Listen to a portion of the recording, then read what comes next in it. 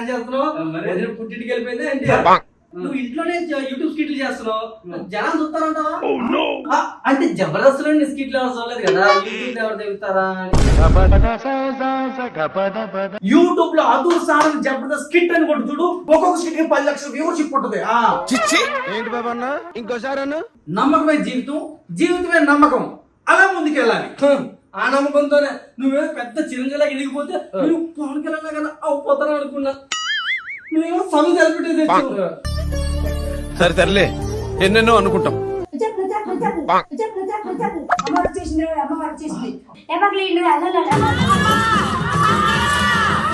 ఎందుకు ఏం వారు నువ్వు స్టైల్ మారింది